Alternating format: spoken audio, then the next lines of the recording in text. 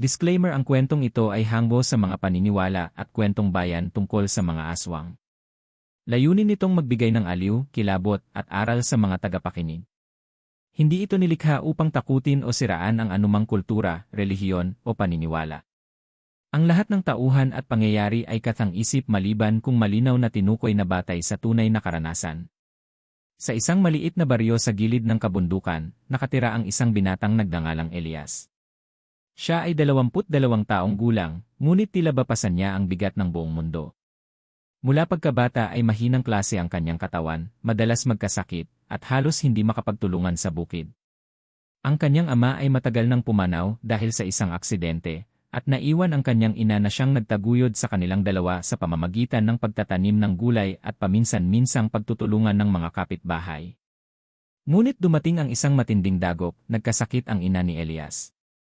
Hindi ordinaryong karamdaman ang dumapo rito, sapagkat walang albularyo o hilot ang nakapagpagaling sa kanya. Ang doktor mula sa bayan ay nagsabing kailangan ng malalaking halaga para sa gamot at gamutan, bagay na hindi kayang abutin ng isang pamilyang salat sa salapi. Araw-araw, pinagmamasdan ni Elias ang unti-unting panghihina ng kanyang ina.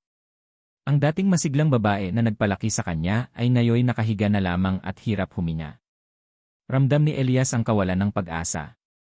May mga gabi na nakatanaw siya sa langit, dasal ng dasal na sana'y may dumating na himala upang mailigtas ang kanyang ina. Habang lumalala ang kalagayan ng kanyang ina, kumalat ang mga usap-usapan sa baryo tungkol sa isang nilalang na naglalagi sa kagubatan, isang aswang na iba raw sa lahat. Ayon sa matatanda, hindi ito pumapatay o nanghuhuthot ng dugo. Bagkus, nakapagliligtas at nakapagpapagaling ito ng mga taong may karamdaman. Ngunit kaakibat ng balitang iyon ang takot at babala, walang mabuting aswang.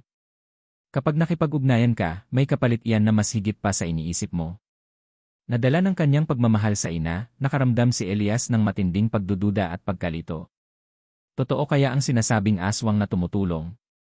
O isa lamang itong kathang-isip na pinalaki ng mga kwento ng matatanda upang takutin ang mga bata? Isang hating gabi, habang nagbabantay siya sa tabi ng kanyang ina na hirap huminga, biglang dumating ang isang matandang kapitbahay na kilala sa tawag na Aling Siyon. Mahina ngunit mariin ang bulong nito, kung nais mong mailigtas ang iyong ina, pumunta ka sa ilog bukas ng gabi. Doon mo makikita ang nilalang na makatutulong sa inyo. Nagulat si Elias, at hindi malaman kung paniniwalaan ba niya ang matanda o hindi. Ngunit sa tindi ng pangangailangan at desperasyon, unti-unting namuo sa kanyang isip ang posibilidad. Kung totoo nga ang mabuting aswang, marahil ito ang sagot sa kanyang panalangin. Ngunit isang tanong ang paulit-ulit na bumabalik sa kanyang isipan, handa ba akong makipagsapalaran sa nilalang na kinatatakutan ng lahat? Kinabukasan, mabilis na kumalat sa baryo ang bulong-bulungan na si Elias daw ay nagbabalak na hanapin ang aswang na tinutukoy ng mga matatanda. Para bang apoy na tinangay ng hangin ang balita, at bawat sulok ng maliit na pamayanan ay nag-umapaw sa takot at pagkutya. Elias, huwag mong gawin yan, mariing wika ng isang kapitbahay. Kapag nakipagkasundo ka sa aswang, baka buhay mo ang kapalit. Mas mabuti pang tanggapin mo na ang kapalaran, dagdag pa ng isang matanda na nanginginig ang tinig. Ngunit sa kabila ng mga paalala, may ilan ding nagsasabing baka ito na lamang ang natitirang pag-asa. Ang ilan ay bulong-bulong lamang, hindi maglakas loob na sabihin ng harapan ang kanilang iniisip. Sapagkat sa baryo, ang paniniwala ay matibay na nakaugat, lahat ng aswang ay masama. Habang naglalakad si Elias sa gitna ng palengke upang bumili ng kaunting gulay, ramdam niya ang mga matang nakatitig sa kanya. May halong awa, takot, at panunumbat ang mga titig na iyon. Para bang sinasabi ng lahat, isinusugal mo ang buhay mo sa halimaw. Ngunit sa kanyang puso, isang bagay lamang ang malinaw, wala nang ibang paraan para mailigtas ang kanyang ina. Sa kanilang baryo, marami ng lumang kwento tungkol sa aswang. May mga nagsasabing nakakita raw sila ng nilalang na lumilipad tuwing hating gabi, may mahahabang kuko at mapupulang mata. May ilan ding nanumpa na narinig nila ang halakhak nito sa gitna ng dilim, habang may batang biglang nagkasakit kinabukasan. Ang bawat alingawngaw ng kwento ay nagsilbing paalala na walang kabutihan ang dapat asahan mula sa isang aswang.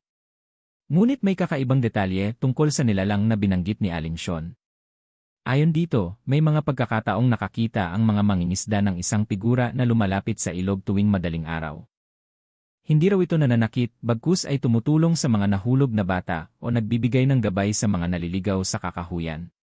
Ngunit agad din itong naglalaho na parang usok kapag nilapitan.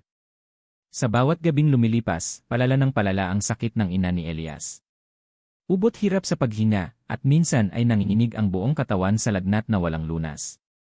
Sa tuwing nakikita niya ito, nararamdaman niyang parabang dinudurog ang kanyang puso. Hanggang sa dumating ang puntong hindi na niya kayang makinig sa pangungutya ng mga kapitbahay o sa mga nakagawiang kwento ng matatanda. Kung totoo ang mabuting aswang, hayaan kong ako mismo ang makakita. Kung masama man siya, ako na ang haharap.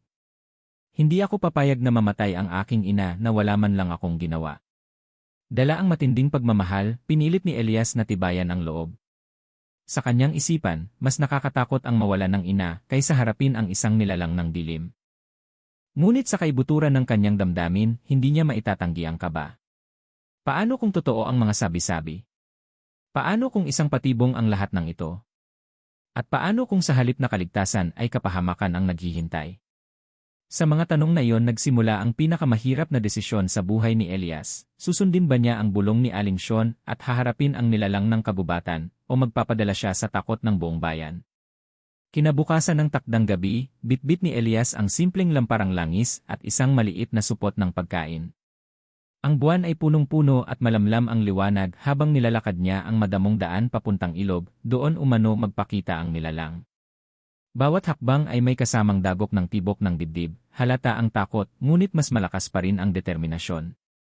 Pagdating sa pampang, namataan niya ang mga palatandaan na iniwan ng iba, ilang sanga na nakalagay ng maayos, mga bato na nakaayos sa hugis na tila may ibig sabihin, at ang mababang dampi ng tubig na parang may naglakad lamang. Tahimik ang paligid.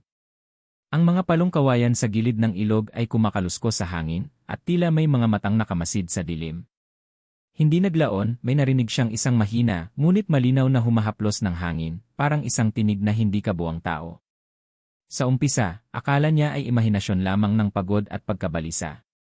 Ngunit muling umulit ang tunog, at sa kaliwang bahagi ng ilog lumitaw ang isang figura. Hindi ito mukhang aswang na karaniwan niyang naririnig sa mga kwento. Hindi rin ito nagpakita ng mapupulang mata o mahahabang kuko. Sa halip, parang isang nilalang na may anyong bahagyang tao, may mahahabang buhok na tila nililunod ng buwan, mga mata na malalim at mapagpakumbaba, at isang aura ng katahimikan na hindi nakakatakot kundi nakakagaan. Ang kanyang balat ay may kakaibang kinang, at ang bawat galaw ay parang sayaw na pinipigilan ng hangin. Nang makilala ng loob ni Elias ang presensya, nakaangat ang kanyang lampara at bahagyang nanginginig. "Sino ka?" ang napasinghap niya. Walang tugon agad, sa halip, isang malamyos na tinig ang dumampi sa kanyang isip at nagsabing hindi taga-baryo. Ngunit hindi ito masamang tinig, parang tinig ng isang nagmamalasakit na matagal nang nagmamasid. Lumapit ang nilalang nang hindi nagmamadali. "Huwag kang matakot," wika nito sa isang paraan na hindi niya maintindihan ngunit malinaw sa damdamin. "Hindi ako naririto upang magpahirap.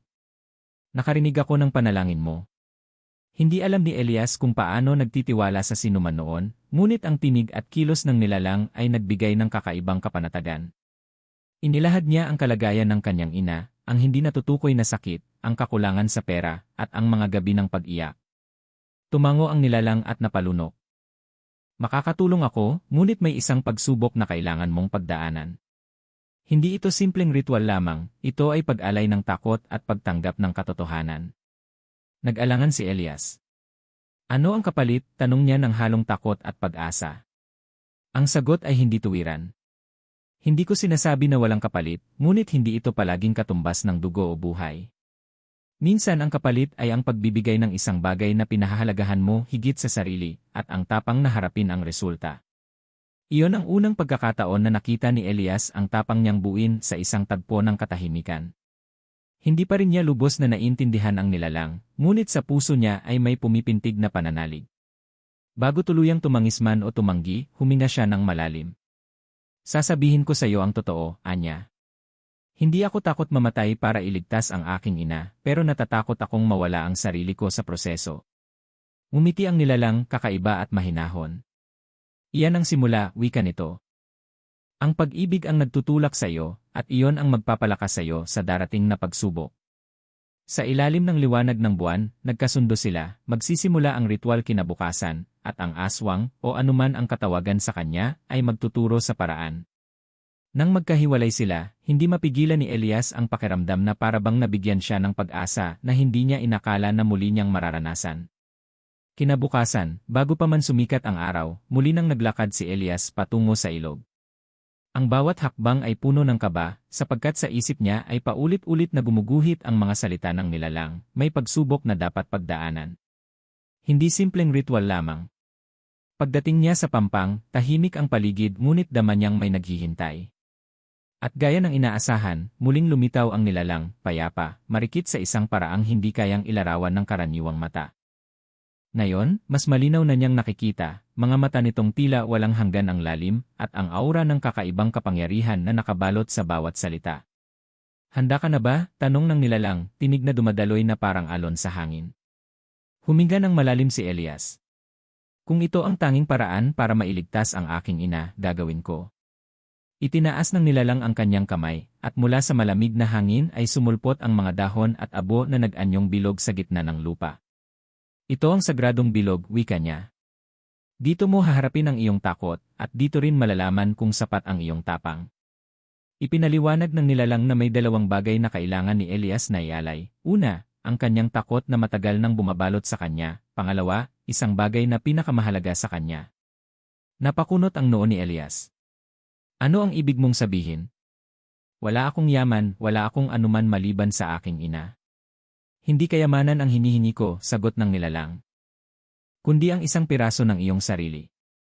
Maaaring alaala, maaaring bagay na pinakaiingatan, o maaaring pangarap na handa mong bitawan. Sa puntong iyon, biglang nagbalik sa alaala ni Elias ang kwintas na iniwan ng kanyang ama bago ito pumanaw. Isang simpleng tansong palawit na may ukit na araw at buwan. Simbolo ito ng liwanag at dilim ng magulang na nagmahal sa kanya. Iyon na lamang ang tanging pamana ng kanyang ama at palagi niya itong dala kahit sa pagtulog. Naiintindihan ko na mahina niyang bulong. Kung ito ang hinihingi mo, handa akong ibigay ang kwintas na ito. Tinignan siya ng nilalang ng matagal bago tumango. Iyan ang patunay ng iyong tapang.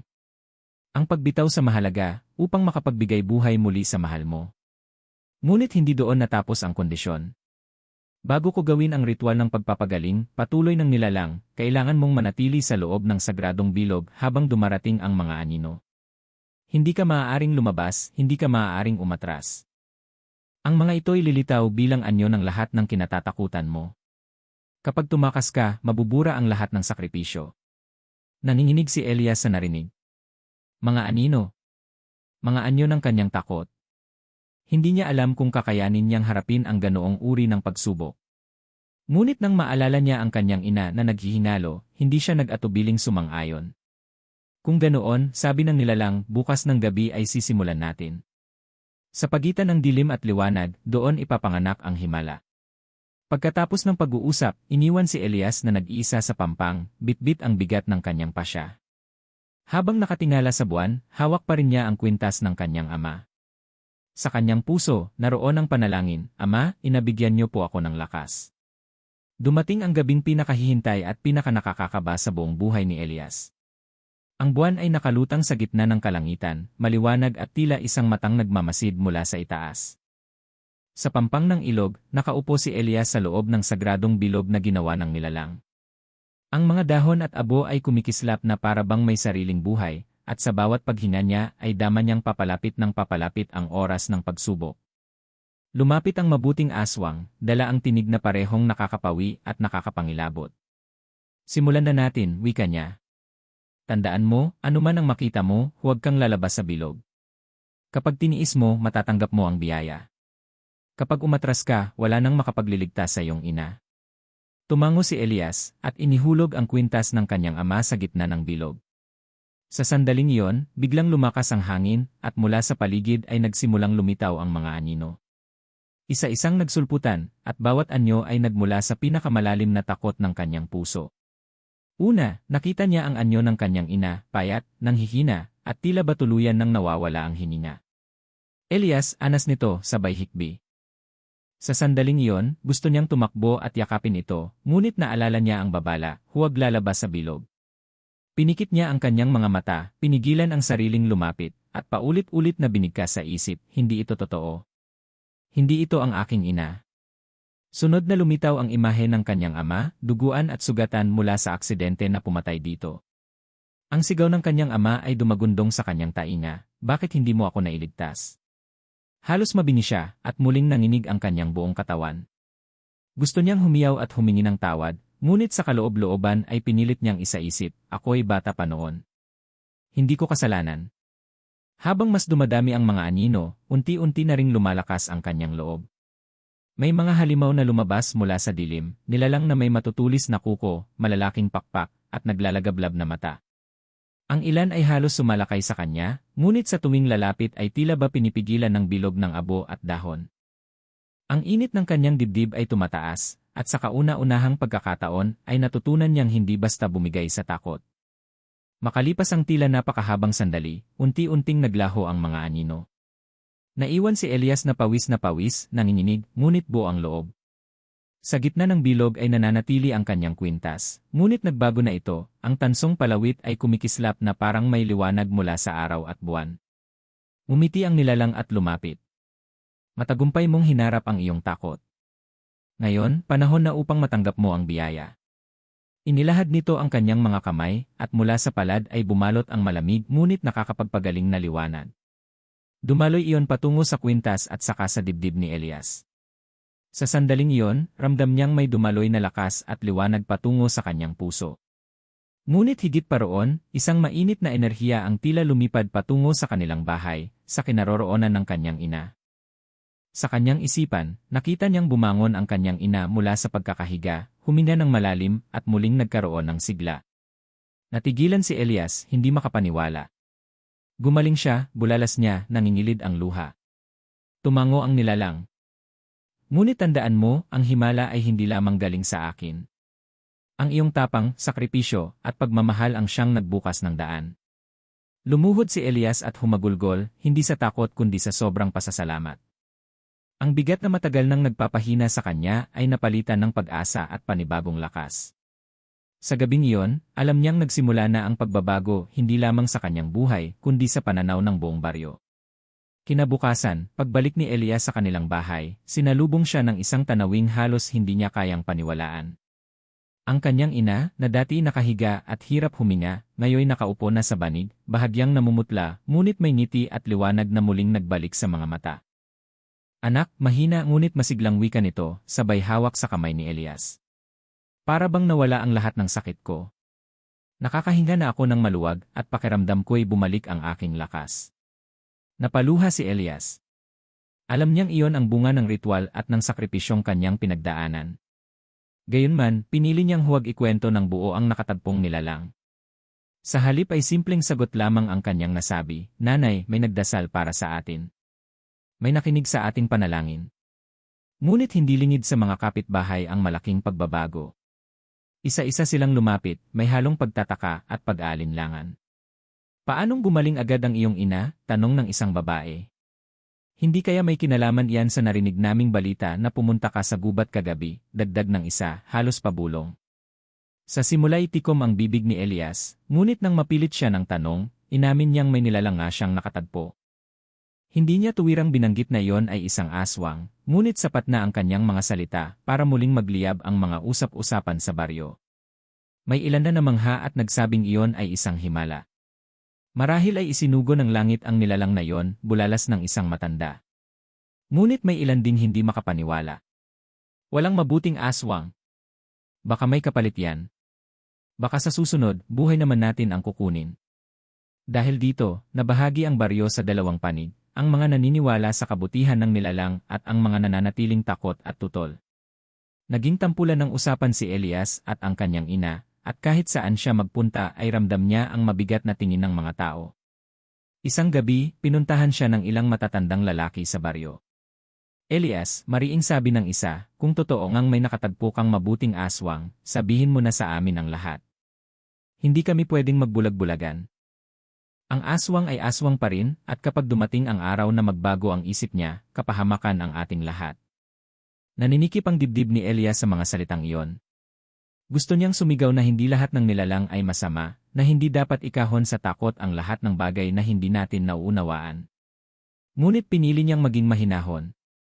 Kung nakita niyo lang ang nakita ko, kung naramdaman niyo ang kabutihan niya, hindi kayo magsasalita ng ganyan. Nagpatuloy ang mga bulong-bulungan. May ilan na gustong hanapin ang nilalang upang pasalamatan, ngunit mas marami ang nagnanais na tuluyang itaboy o sunugin ang anumang may kinalaman dito. Ang baryo ay tila ba nasa bingit ng pagkakahati, at si Elias ang nasa gitna ng lahat. Gayunpaman, sa puso niya ay malinaw ang katotohanan, hindi masama ang nilalang. Kung hindi dahil dito, marahil ay wala na ang kanyang ina. At kahit anong sabihin ng iba, wala siyang balak na ipagkanulo ang kanyang pagkakautang na loob. Ngunit isang tanong ang unti-unting kumakain sa kanyang isipan, hanggang kailan magiging tahimik ang mga tao. At paano kung isang araw ay pilitin nilang harapin ang nilalang na yon, hindi para pasalamatan, kundi para puksain. Habang lalong umiinit ang mga bulong-bulungan sa baryo, nakaramdam si Elias ng mabigat na responsibilidad. Hindi siya mapakali.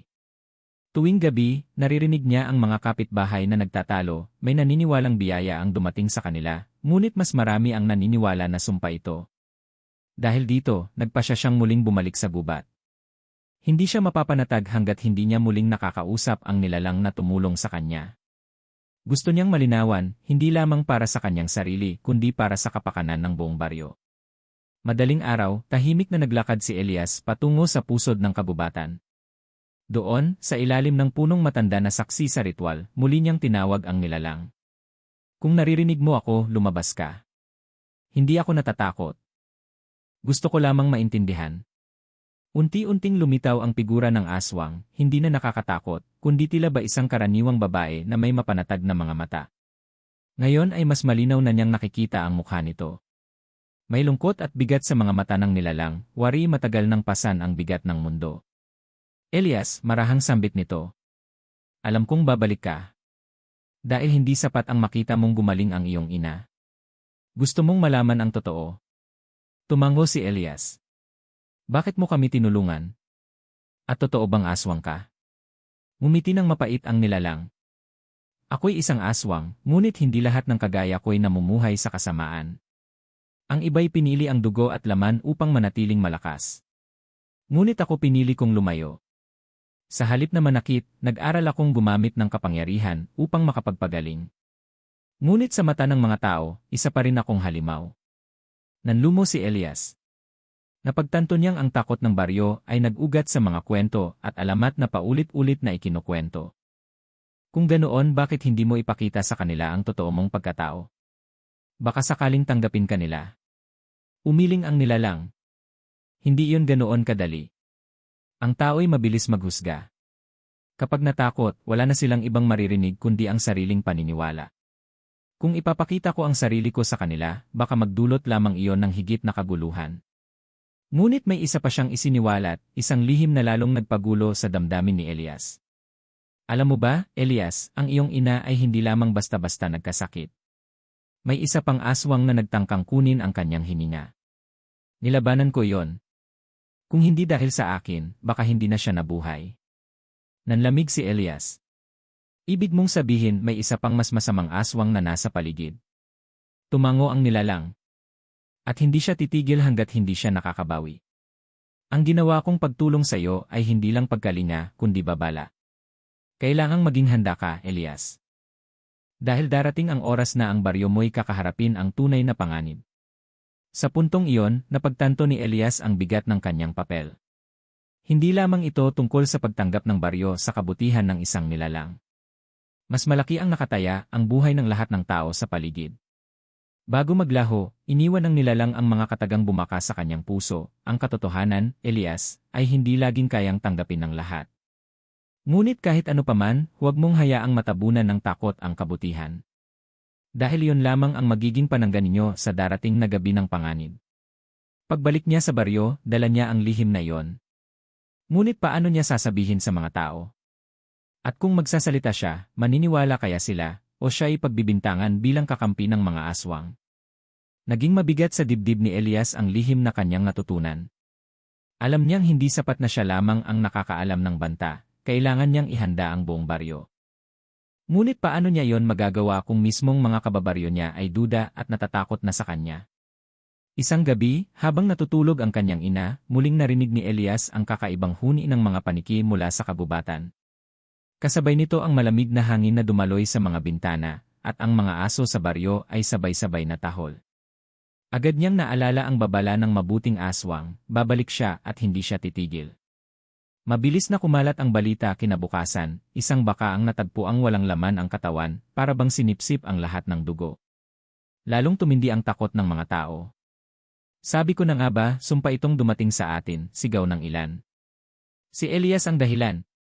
Siya ang lumapit sa gubat, kaya tayo ngayon ay pinapahirapan. Ngunit bago pa siya mahatulan, nagpa siya si Elias na magsalita. Tinipon niya ang mga tao sa gitna ng baryo at buong tapang na inamin ang lahat, ang pakikipagtagpo niya sa mabuting aswang, ang ritual na nagpagaling sa kanyang ina, at ang pagbabalik ng masamang nilalang na tunay na banta. Hindi lahat ng aswang ay masama, mariin niyang sabi. May isa na tumulong sa akin, at siya ang dahilan kung bakit buhay pa ang aking ina. Ngunit may isa pang darating mas malupit, mas uhaw sa dugo.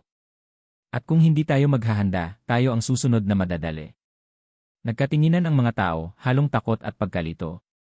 May ilan pa ring hindi naniniwala, ngunit sa wakas ay tumindig ang kapitan ng baryo. Kung totoo ang iyong sinasabi, Elias, wala na tayong oras para magtalo. Mas mabuti ng handa kaysa magsisi. Dumating ang gabing kinatatakutan. Ang buwan ay bilog na bilog, at ang katahimikan ng baryo'y biglang nabasag nang marinig ang nakabibinging huni at alulong mula sa kabubatan. Ang hangin ay amoy dugo at bulok na laman. Mula sa dilim, sumulpot ang nilalang, mas malaki at mas nakakatakot kaysa sa inilarawan ni Elias. Ang balat nito'y kulubot, ang mga matay nagliliyab, at ang mga kuko'y tila bakal na handang pumatay. Sumugod ito sa baryo at nagkagulo ang lahat. Ngunit bago pa man tuluyang lamunin ng takot ang lahat, lumitaw ang mabuting aswang. Ang kanyang anyo'y nagliliwanag, at sa kanyang tinig ay naramdaman ni Elias ang tapang na bumalot sa kanila. Lumaban kayo, huwag kayong umatras. Doon nagsimula ang matinding labanan, mga sibat, bolo, at apoy ang ginamit ng mga tao laban sa halimaw. Samantalang ang mabuting aswang ay gumamit ng kapangyarihan upang pahinain ang kalaban. Ngunit napagtanto ni Elias na hindi sapat ang lahat ng iyon, kailangan niyang gampanan ang kanyang papel. Naalala niya ang kwintas ng kanyang ama, ang simbolo ng liwanag at dilim. Sa kabila ng pagbitaw niya rito noong ritual, napansin niyang muling bumalik ito sa kanyang dibdib, tila ibinalik ng mabuting aswang bilang tanda ng kanilang ugnayan. Hawak ito ni Elias at sumigaw, kung ang dilim ay kayang lamunin ng liwanag, ngayon ko ito gagawin para sa ating lahat. Sa huling pagkakataon, tumakbo siya papalapit sa halimaw at isinaksak ang kumikislap na kwinta sa dibdib nito. Isang malakas na sigaw ang umalingaw-ngaw, at sa isang iglap ay nagliyab ang buong katawan ng halimaw bago ito tuluyang naging abo at naglaho sa hangin. Tahimik ang sumunod na mga sandali. Ang mga tao'y nakatitig lamang, hindi makapaniwala sa kanilang nasaksihan. Unti-unting lumapit ang mabuting aswang, at sa huling pagkakataon ay nagsalita, hindi lahat ng kagaya ko'y dapat katakutan. Tandaan ninyo, ang kabutihan ay nasa pagpili, hindi sa anyo. Pinili kong tumulong, at pinili ni Elias ang tapang. Naway magsilbing aral ito sa inyong lahat. Pagkatapos ay naglaho siya, iniwan ang baryo na ligtas ngunit may bagong pananaw. Simula noon, hindi na nakitang muli ang mabuting aswang. Ngunit sa puso ng mga tao, nagsimulang mamunga ang pag-unawa na minsan, ang tinatawag na halimaw ay siya ring magiging tagapagligtas. At si Elias, siya'y kinilala ng buong baryo hindi bilang sumpa, kundi bilang bayani. Dahil sa kanyang tapang, hindi lamang ang kanyang ina ang naligtas, kundi ang buong bayan.